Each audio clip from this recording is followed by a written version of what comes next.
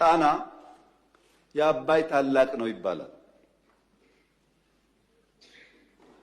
ጣና ሌኩ የአባይ የሚፈሰው ታላቁ ነው ይባላል እና አንድ ቀን አባይ ጣና ጋር ይመጣና አሳልፈኝ መሄድ እፈልጋለሁ፣ በቃኝ እዚህ ካንተ ጋር መጎለት፣ ያማረኝ ነገር አለ ካልተጓዝክ ይለዋል።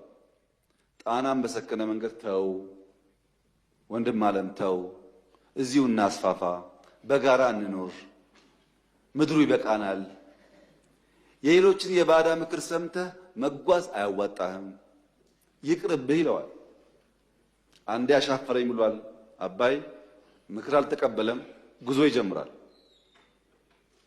ጉዞ ጀምሮ አባይ ከጣና ተነስቶ አዲስ አበባ ቢያድር ኖሮ ችግር አልነበረውም። አሶሳ ቢያድር ችግር አልነበረውም። ነቀምት ቢያድር ችግር አልነበረውም። የባዳ ምክር ስለሰማ አባይ ተጓዘ። ምን ይዞ? ንጹህ አፈር ይዞ። ምን ይዞ? ወርቅ ይዞ። ምን ይዞ?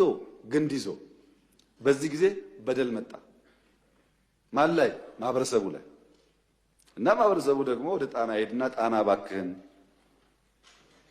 እርቅ ይሻላል፣ ሰላም ይሻላል፣ እንደው ከወንድምህ ከአባይ ጋር ብትስማሙ ብትታረቁ ይሻላል። እኛም በመሃል ተጎዳን፣ ወርቁም ሄደ አፈሩም ሄደ እና እርቁ ይምጣ ብሎ ጣናን ጠየቁት።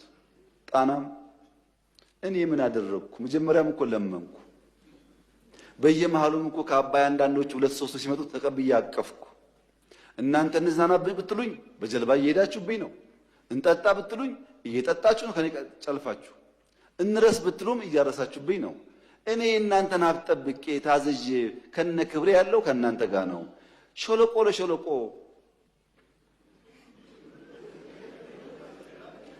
እየተሽከረከረ ሀብታችሁን የሚወስደውን ተመለስ በሉት እንጂ እኔ ባለሁበት ከነ ክብሬ ያለሁትን የጠየቃችሁትን እየመለስኩ ያለሁትን ምን ትሉኛላችሁ አላቸው ይባላል። አመሰግናለሁ።